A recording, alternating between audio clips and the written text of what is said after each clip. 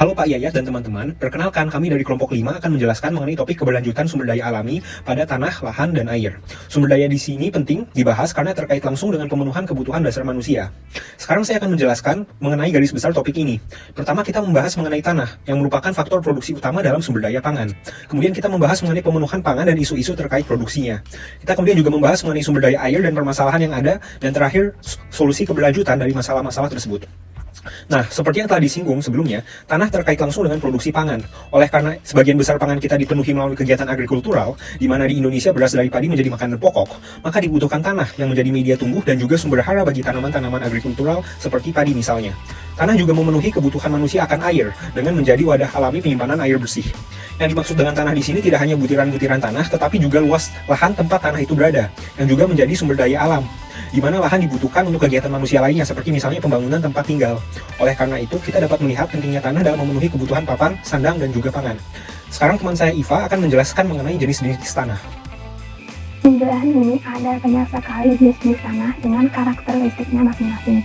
Dalam proses pengkodifikasiannya, terdapat kesulitan karena banyak hal yang mempengaruhi proses pembentukan tanah. Selain itu, tanah juga bersifat dinamis karena tanah terletak di lempengan bumi, yang mana dia akan selalu mengalami proses perubahan. Ada beberapa jenis tanah yang perlu diketahui, antara lain 1. Tanah ultisol, tanah hasil erosi batuan yang nihil sedhara atau tidak subur. Biasanya tanah ini ditemukan di daerah tropis dan lembab. 2. Ada tanah oksisol, tanah hasil erosi batuan yang memiliki sedikit sedhara. 3. Ada tanah insektol, tanah yang masih muda dari pengubahan induknya menjadi tanah. 4. Ada enziptol, yaitu tanah yang lebih muda dari insektol dan bentuknya masih berbentuk batuan. 5. Ada tanah amisol, tanah hasil letusan vulkanis. Dan ada juga tanah dari dekomposisi zat organik, yaitu disebut dengan kristosol. Berikut tabel sebaran jenis tanah tersebut di Indonesia. Dan di sebelah kiri ada diagram persentase penggunaan lahan di belahan bumi. Dan sebelah kanan ada grafik yang menunjukkan luas lahan yang digunakan dalam pertanian. Ada juga tabel yang menunjukkan persediaan tanah di dunia dan juga penggunaan lahan oleh penduduk bumi. Secara umum, tanah digunakan untuk tujuan agrikultural, yaitu pertanian dan perkebunan, permukiman atau sejenisnya yang biasa dipakai untuk kegiatan manusia dan hutan. Lalu selanjutnya adalah kerusakan tanah akibat erosi tanah. Kerusakan dan erosi tanah yang cukup parah terjadi karena kegiatan pertanian, pertambangan, pengusahaan hutan, transmigrasi, peradangan berpindah dan pemukiman, baik di kawasan budidaya maupun di kawasan lindung. Permasalahan dalam pemanfaatan lahan yang tidak sesuai dengan kemampuannya, dan praktek pertanian yang tidak sesuai dengan kaidah konservasi tanah dan air mengakibatkan produktivitas lahan menurun. Erosi tanah sendiri merupakan proses natural.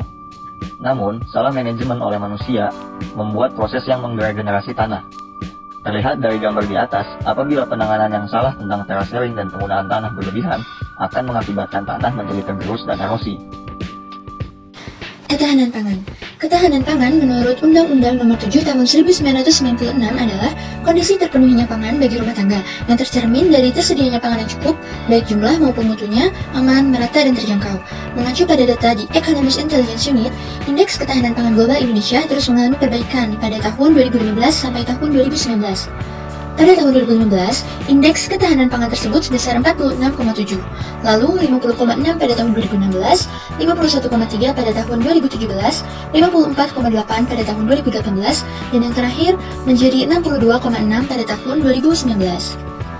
Lalu ada faktor-faktor yang menyebabkan suatu negara tidak memiliki ketahanan pangan, di antaranya kemiskinan, kekacauan politik, perang, korupsi, dan musim yang buruk, sistem distribusi dan transportasi makanan, dan yang terakhir penyimpanan bahan makanan. Adapun indikator ketersediaan suatu pangan sebuah negara diantaranya kecukupan jumlah, kecukupan mutu, kecukupan gizi, dan keamanan. Nutrisi. Nutrisi adalah unsur yang dibutuhkan untuk pertumbuhan badan, metabolisme, dan fungsi tubuh. Nutrisi makro merupakan nutrisi yang menyediakan kalori atau energi bagi tubuh kita, dan nutrisi ini sangat dibutuhkan dalam jumlah yang relatif tidak sedikit. Kategori makanan yang tergolong pada nutrisi makro diantaranya, pertama, karbohidrat. Karbohidrat adalah sumber utama dari bahan bakar tubuh yang digunakan oleh tubuh sebagai sumber energi. Contoh makanan yang mengandung karbohidrat adalah beras, gandum, kacang-kacangan, sayur-sayuran, biji-bijian, dan buah. Lalu yang kedua ada protein. Protein merupakan sumber utama kedua setelah karbohidrat karena mempunyai peran penting bagi tubuh. Salah satunya adalah untuk proses pertumbuhan dan pembentukan. Contoh makanan yang mengandung protein adalah daging sapi tanpa lemak, ikan, susu, kacang-kacangan, dan telur. Lalu yang ketiga ada lemak. Lemak dibutuhkan untuk proses pertumbuhan, energi, dan proses penyerapan vitamin seperti vitamin A, D, E, K, dan juga karotenoid. Lemak bisa ditemukan pada minyak zaitun, alpukat, kacang-kacangan, dan juga minyak canola. Produksi pangan punya pengaruh yang besar terhadap lingkungan, mulai dari perubahan iklim, introspeksi, hujan asam, setelah pengulangan keanekaragaman hayati disebabkan oleh produksi pangan ini. Produksi pangan juga menghabiskan sumber daya seperti bahan nutrisi, lahan, energi, dan air. Di beberapa kasus, perubahan tersebut menyebabkan intensifikasi penggunaan lahan dan meningkatnya produktivitas lahan di lahan yang sudah dibuka. Dan di kasus-kasus yang lain, perubahan penduduk ini juga diimbangi dengan peningkatan produktivitas dan akhirnya menyebabkan perluasan lahan yang digunakan untuk produksi pangan. Di sini dapat dilihat bahwa pangan ternyata menyumbang lebih dari 1/4 atau 26% emisi gas rumah kaca global. Separuh dari tanah dunia, 70% dari penarikan air tawar global, dan 78% eutrofikasi laut dan air tawar global ternyata disebabkan oleh pertanian.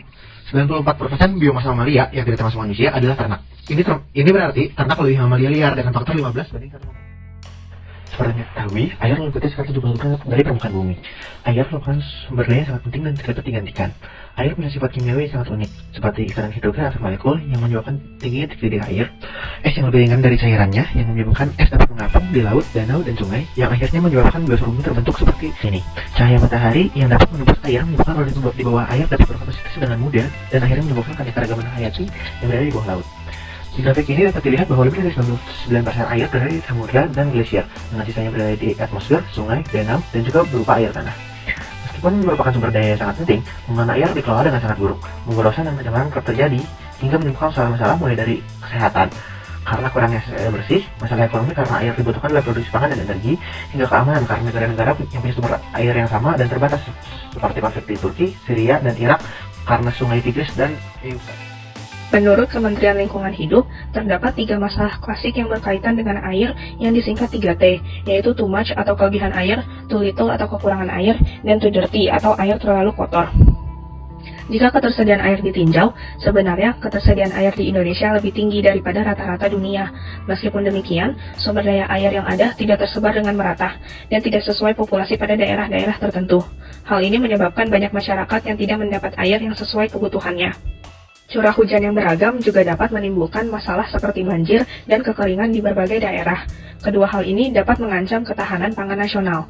Selain itu, kualitas air yang buruk, banjir, serta fasilitas sanitasi yang rendah dapat menyebabkan turunnya kesehatan masyarakat. Ada pula masalah pencemaran air akibat limbah, pemborosan, dan sebagainya. Dengan adanya berbagai permasalahan tanah, lahan, dan air yang disebutkan sebelumnya, perlu dicari solusi untuk menghadapi masalah-masalah tersebut. Beberapa solusi berkelanjutan yang dapat dilakukan adalah pertanian organik yang mengoptimalkan kesehatan dan produktivitas agroekosistem secara alami, pengelolaan sumber daya air berkelanjutan, aquakultur atau budidaya perairan berkelanjutan, dan mitigasi bencana banjir yang terdiri dari pencegahan serta kontrol banjir. Demikian penjelasan dari kelompok kami. Mohon maaf jika ada kesalahan dalam kata-kata yang diucapkan. Atas perhatian Anda, kami ucapkan terima kasih.